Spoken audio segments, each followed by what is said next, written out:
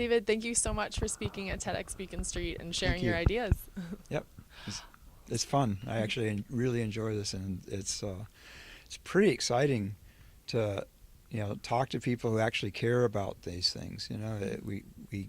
We work in our offices, and we think about, well, this matters, and having people actually appreciate it really is valuable. Mhm. Who's been your biggest inspiration for all of your inventions?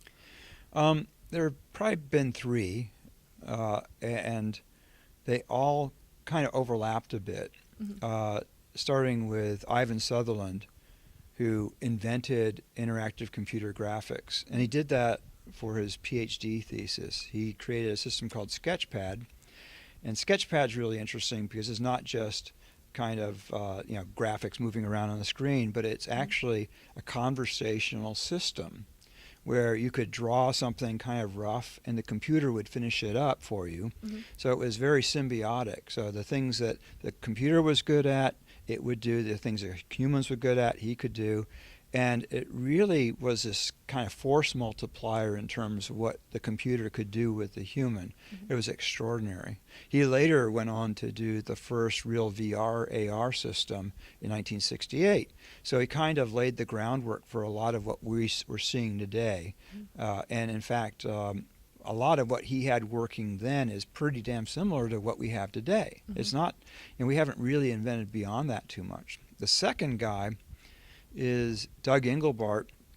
Doug's known for inventing the mouse, among other things, but he also in 1968 did a demo which we refer to the mother of all demos. And you can think of the computer world as before that time and after that time, because before that, we were looking at punch cards. We might have CRTs with kind of lines, but the reality was what he showed was a graphical interface that was totally collaborative. Multiple people could work on the same screen as you.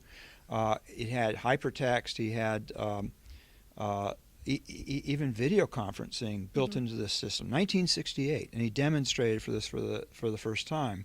So it was extraordinary. It literally was the thing that jump-started the next generation. And the third guy is Alan Kay, who I've been working with since around 1990.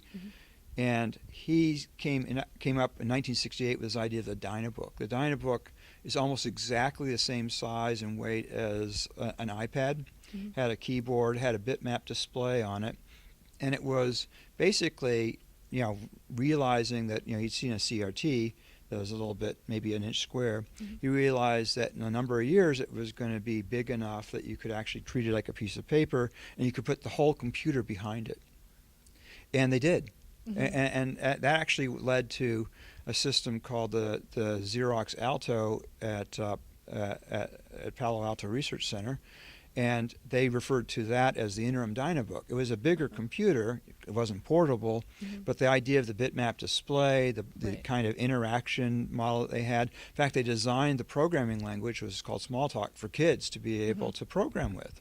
It was literally a way to engage children and teach them fundamentally important ideas and really stretch them. And it turned out to be extraordinarily valuable for the rest of us.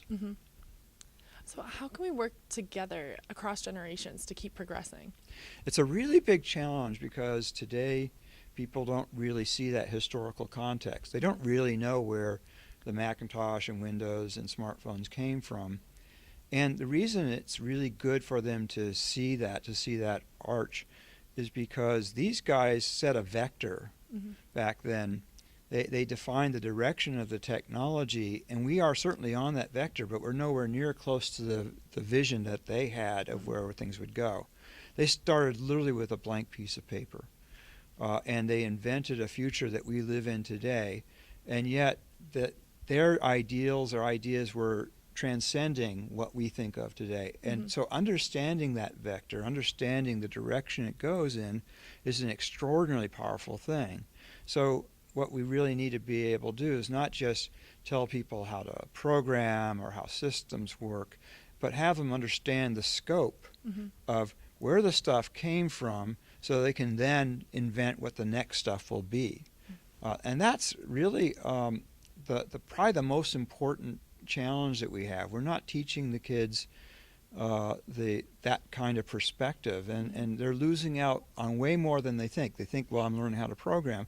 But remember, those programming languages were invented by guys that needed to write a programming language. Well, if you don't know how to write your own programming language, then you'll never be able to transcend whatever these guys did. If you don't know how to build your own computers, you'll never be able to build the next ones.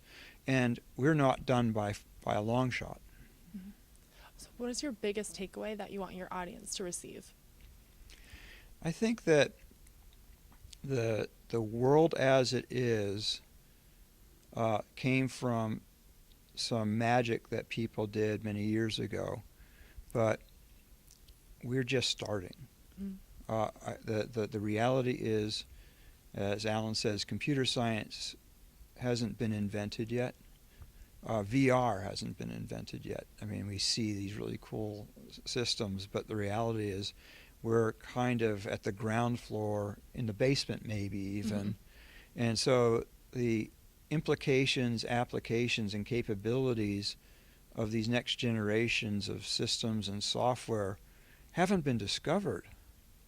And that's the biggest opportunity, in the history of man. We're on an exponential curve in all these other dimensions, and we need to be on an exponential curve in terms of how we bootstrap ourselves up, take what we have today, invent what the next thing will be, empowering humans to be able to be far more than what they are today.